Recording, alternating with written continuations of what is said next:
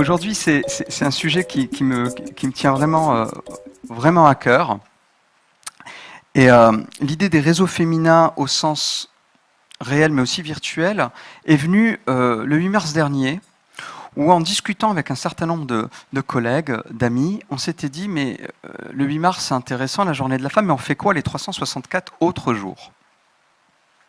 Alors on a souhaité poser la question à un certain nombre de personnes, des hommes, des femmes, des cadres dirigeants, mais aussi de jeunes journalistes en devenir, des universitaires, et puis le laboratoire de l'égalité. L'idée, c'était d'avoir un certain nombre de témoignages sur ce sujet, comment on pourrait, plutôt que d'en faire un événement une fois l'an, que cela devienne un quotidien dans nos réflexions, dans nos pratiques, pour faire évoluer un petit peu la chose.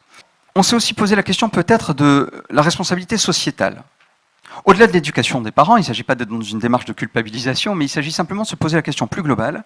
Est-ce que, à travers des catalogues de jouets, le fait de mettre systématiquement autour de petites filles des éléments plutôt de l'ordre ménager, est-ce que c'est quelque chose qui, encore aujourd'hui, puisque ce sont des photos récentes, ne contribue pas à alimenter ces dysfonctionnements et à mettre dans la tête des tout petits qu'il y a une différence fondamentale des rêves pour les filles, des ambitions pour les garçons?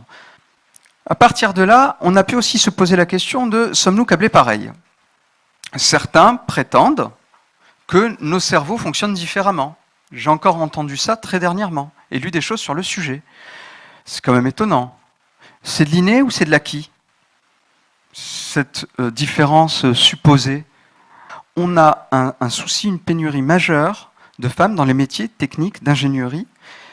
Et c'est un vrai sujet, c'est-à-dire qu'au-delà de la volonté de recruter, d'aller les chercher, de faire un boulot majeur qui est fait par nos entreprises et par nos entreprises dans les secteurs techno, on n'arrive pas à trouver suffisamment de profils.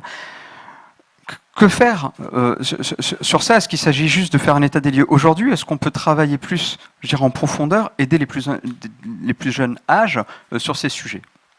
Enfin, est-ce que les réseaux sociaux dont on parle partout et tout le temps aujourd'hui, dans la presse, dans les médias, qu'on utilise en interne, qu'on utilise en externe, est-ce que ces réseaux sociaux peuvent participer à faire avancer ce chantier de l'égalité femmes-hommes au sein de nos entreprises?